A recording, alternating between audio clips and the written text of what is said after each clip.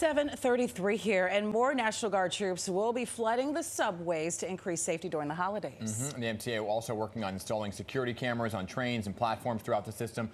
Excuse me, it all comes as the MTA board votes to increase fares in August. Joining us now to talk, our Transit Talk segment, is the MTA's Deputy Chief of Weekend Service, Jose LaSalle. Great to have you back here, Jose. Thank you for having me. Okay, so we have a lot to talk about. Let's begin with the governor's announcement yesterday on the National Guard staying in the subways, right? And she's saying it's really to prolong some of the efforts that were going on there, not because crime is necessarily up. And that's certainly helping with the perception issue as well. So talk a little bit about it. So we have 750 existing reservists on the subway. She's going to add 250 more. And this is obviously based on the fact that we want to make sure that as customers are returning back to the subways, the perception is that there's crime in the subway when it's actually down. And that's going to help with that perception. And people are going to feel more comfortable coming into the subway environment. So speaking of safety, just this week there was a stabbing in Brooklyn. A 72-year-old man who is now awaiting spinal surgery was shoved onto the subway tracks.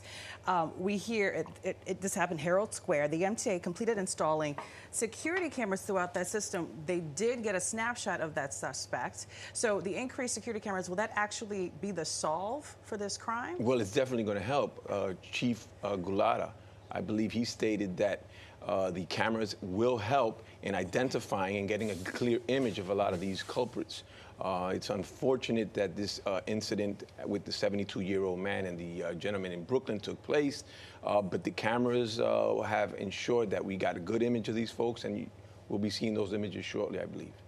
So that's the safety component of it, and that's a big component, right? And the other issue is the cost, right? And there's all the talk about congestion pricing and so on and so forth. And the MTA voted yesterday for these proposed fare increases that will begin in August. The $3 number has kind of been thrown around there as the new fare, right, for next year. But folks are saying, well, what am I paying for? Because the service is still not where I need it to be. Trains take too long to get there. On weekend service, there's trains could take somewhere up to an hour, you see some folks talk about, right? So what are people getting with an increased fare? All right, so let me set the record straight right here, right? These are budget assumptions, line items that have been baked into the budget every other year right now. And it still needs an approval process, and that approval process hasn't taken place, and will take place in February. And if it does take place, I'll be here to talk about that, I hope. But in terms of service, we're providing. But it's likely going to pass. I mean, the fare increases typically pass. Well, at this point, I can't say that it's going to be passed because I'm not on that committee. They're going to bring that over to committee, to board. They'll look at it, they'll review it, just like any budget assumption. We look it over, we cut cable at home, we cut, so they're going to look at that and see where they can do.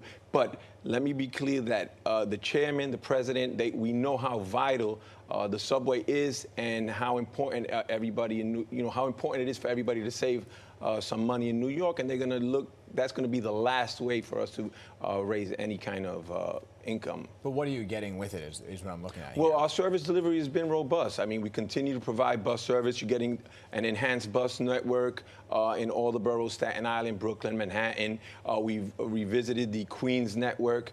So we're going to have several, I think I don't want to quote the numbers, but 24 bus routes are getting some form of enhancement. 16 will be local, 8 will be express. And then getting back to the Queens network, we've redone the Queens network. That will go into effect spring of 2025. So, and then on the trains, on the subway side, every train is going to have a camera now with these R211s that are coming onto the system, and the existing fleet will have some cameras, right? Okay. So I think in that regard, we're doing well. But the service, on-time performance continues to increase. Riders keep coming back. The last 2 Saturdays, we've had 3 million. We haven't seen 3 million since pre-COVID.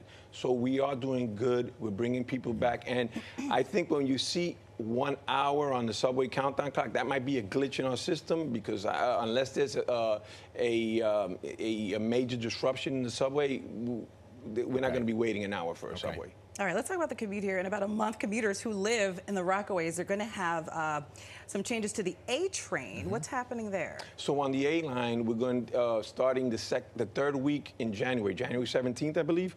We're going to be cutting back service. Trains will just go to Howard Beach, and then we're going to have a bus that will take folks onto the Rockaway.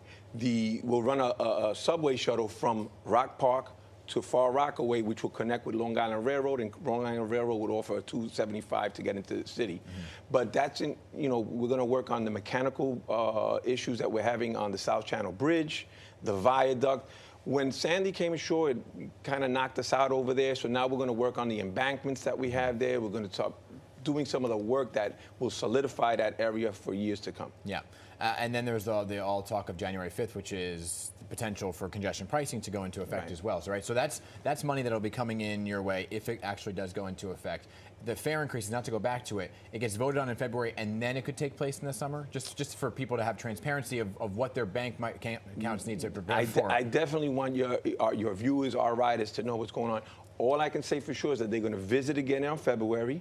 Okay. And at that point, I'll be back here to talk to you about it then. Yes, but I don't know if when they'll take effect. So I can't speak to that. Yeah, you know what's great about you, Jose? You come back. Yeah. Even with the tough questions that if you have me. You're always you're always welcome on the couch. But it's not, you don't have an easy job to talk about the perception issue, talk about increase in fares and service. That's why I grew up being. Nobody will recognize me. And of course the residents make their opinions known, yes, loud and clear. They do. And I'm out there every weekend, so if they see me, they can say hi. Whatever complaints, we're ready to take them on. Jose LaSalle, thank you so much for being with us. Thank you for stopping by, and happy holidays. Likewise. To the entire team there at the MTA. Thank We you. appreciate you.